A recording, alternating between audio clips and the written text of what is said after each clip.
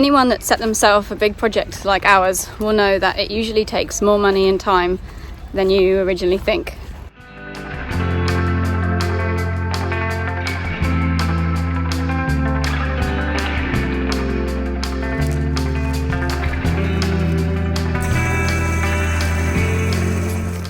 So since we decided we don't want to risk being so high and dry for another cyclone season, we've got to give ourselves some deadlines to make sure that we're back in the water in time. Ciao.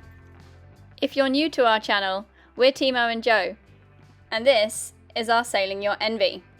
She's an Open 66 that was originally designed, built and raced in the Vendée Globe, a non-stop single-handed around the world race known as the Everest of the Seas. At the moment we're in Fiji, undergoing a big refit, transforming her into a fast family cruiser. Timo has been working as the shipyard operations manager here, but that's about to change. The decision is taken,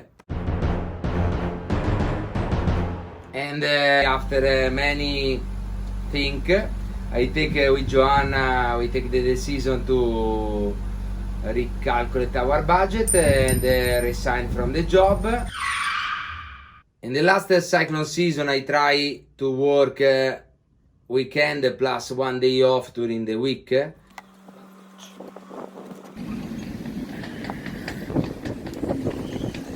Yeah, I saw the cloud when I started to do the job. I believe to manage.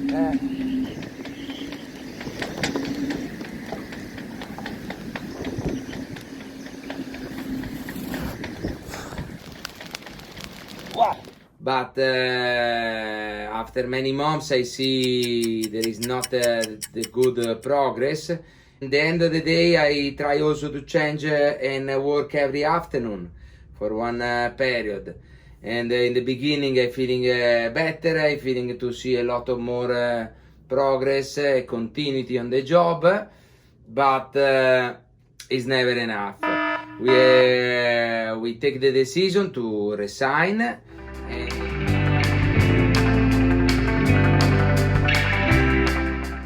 We need to leave Fiji by November to miss the next cyclone season, so to give ourselves enough time to sea trial the boat, we've decided we need to splash in July. Our 4.2 metre draft means we need to time it with the spring high tide in July, which is on the 14th and 15th. So we just checked the tide times, and it looks like the best one is it's going to be on the 14th of July at like 6 in the morning or something horrible. I hate early mornings.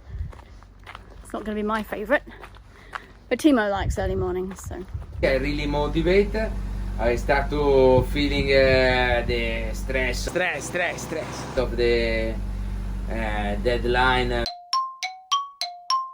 But in the end of the day, I'm very also happy to do what I like to do it in my life. Okay, work in my boat. Yeah, it's amazing. It's very nice.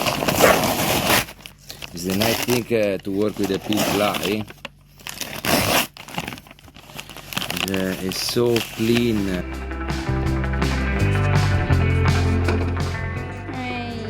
Oh, wow! This is a nice moment because watch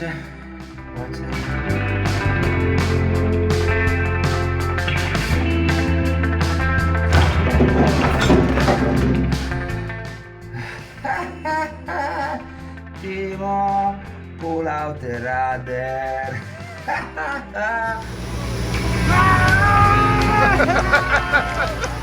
And we are very positive because we know the biggest sprinkler tide to the sailing season is very close to us in only 15 weeks. Now with more time we're feeling to manage and to relaunch MV in this spring tide in the sailing season.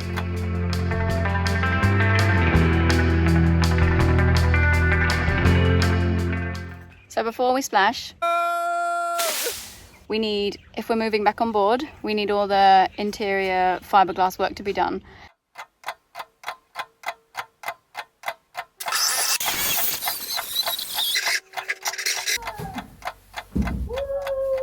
Timo's got to finish all the grinding.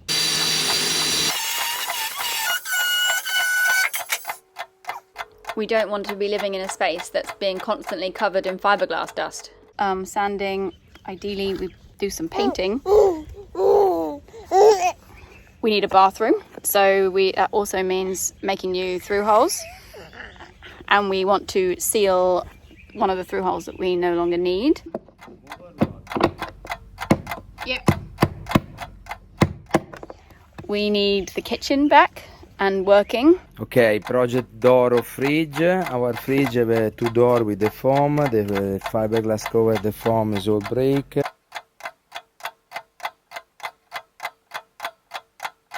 We will need beds. You know, we're making these double pipe berths, so we've got the frame. And so our plan is to get some sunbrella and fit it really tightly over the frames. We need to sort the electrics out. They're kind of in a state of disarray. And we're halfway through moving one of the main connection boxes. And so we need to find better pathways for a lot of the cables. So we're gonna take out this wire, gonna come like this. Yes, perfect. All in one. Done. Some of that can wait, but we do need to make sure that we have things like lights. We basically need all navigation equipment. Yeah, a depth sounder would be helpful, especially with our 4.2 meter draft.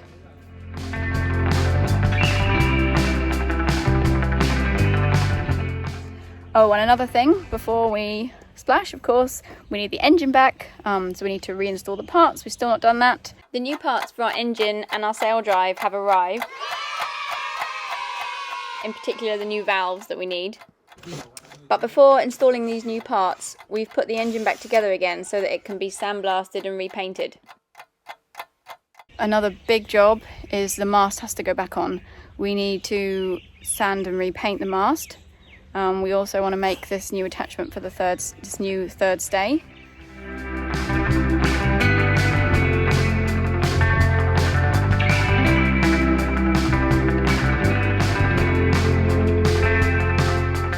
One big job that's causing us a lot of stress is the rudder bearing.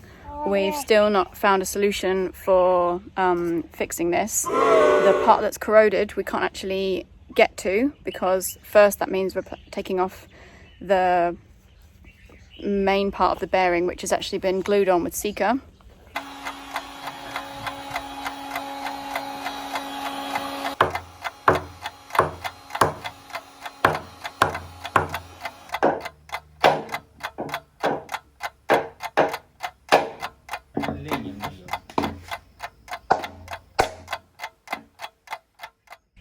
Yeah, I guess that's the big things. Timo is in the middle of building a chain locker.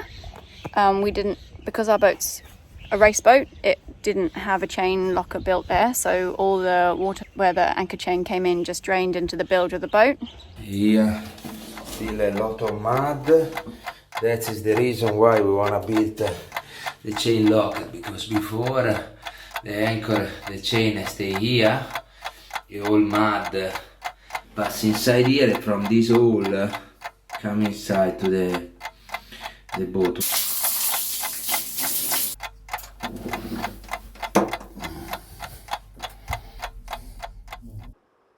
Then there's the new bowsprit arrangement, which we need to finish, where we've moved the anchor setup over to one side to make space for the installation of a new bowsprit to fly the Jenicas from. And we need to finish primering and anti-fouling the hull.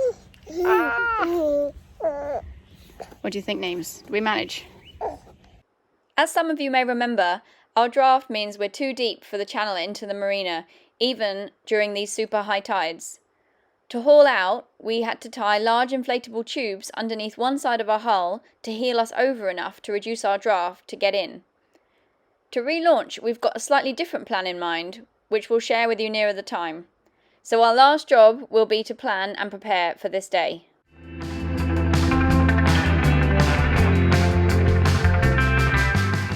So that's 15 weeks and 15 jobs to do to get back into the water.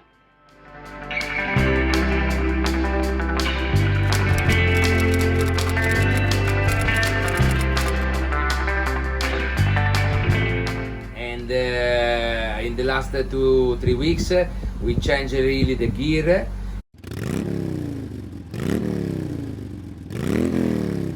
Yeah, now we are very prepared for 1 year. Every time I have to pull out from down to the boat for meter, all tools inside to the boat. There is all tools plus the dust plus everything. After I start to feeling we need one safety system because we don't have any more travel lift. I project the container and the cradle. We built the cradle. We wasting so much time to do it, but in the end of the day we have our cradle. The boat is safe. It pass another cyclone season in Fiji, and we managed to build all this. And now we are really ready. We are really set. And we start to see a lot of work in progress. And you go to see the job come more faster. And all gear is ready. Yes, that's it. Reason why I really believe we manage 15 weeks. We do all essential job for floating the boat. We do the big relaunch with a big system balloon and something we go to explain to you in one episode in future. And when we are anchored outside to the marina, we reduce the spend. We can breathe again. We can breathe again, and we can start to finalize the job to the ripasso l'aliar and setting the sail and clean, maybe also some painting of the deck. Don't imagine we managed to do everything because the priority at the moment is floating and using this opportunity to have the boat and dry to do the main job.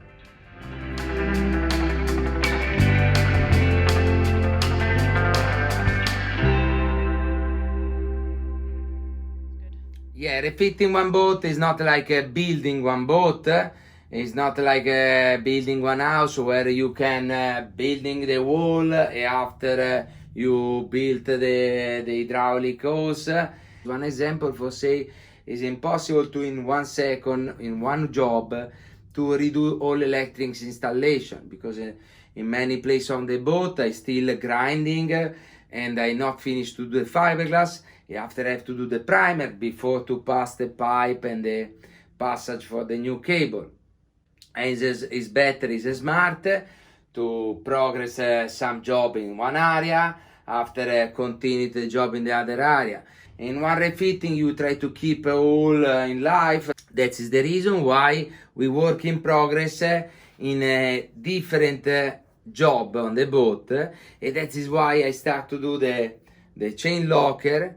Also, if it's not one fundamental job to the boat, but if we wanna do it the toilet, I have to finish to build the chain locker because after I don't have any more space to pass inside to the bow of the boat with the tools and with the panel of foam and blah blah.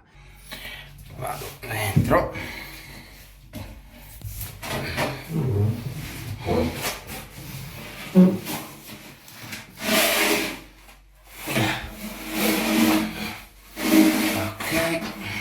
And now that job is close to be conclusion. And when I do that job, I do it before. I have to do all anchor bowsprit because the anchor bowsprit is screw in the same room where is the chain locker, and some boat, our boat is so skinny on the bow. The bow very skinny. Okay, some bolt for tight, I have to use it one stick where I tape it the wrench on the end of the stick, and me I stay inside with the stick and Joanna stay on the deck to screw it. This is the system we find for tight the last bolt and nut with the washer to the bowsprit anchor. This means we're going to do the videos a little bit differently from now on. We're still going to release one a week, and this one will be the weekly progress update, and we'll be doing a countdown. So we start now with 15 weeks to go, and fingers crossed we're all ready when we get to week 1. As Timo explained, we don't expect to finish one job at a time, and instead we're more likely to do bits for all of them each week. And then when we actually finish a task, I'll try to make another video of that whole job in detail. Thanks for watching, guys. Wish us luck. Oh, Dai, everybody, 50 weeks. Yeah! Yeah! Yeah!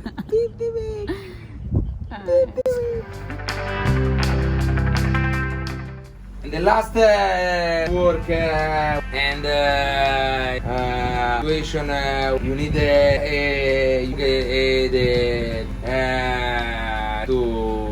and feeling of the and that to like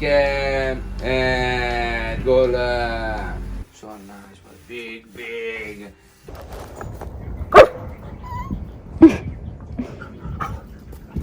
Does that look straight? down basta seduto go back solo can you stay sit down solo sit down no the button meglio no più. Come on, Solo. Where's Daddy? Come on, Daddy. Come to Daddy.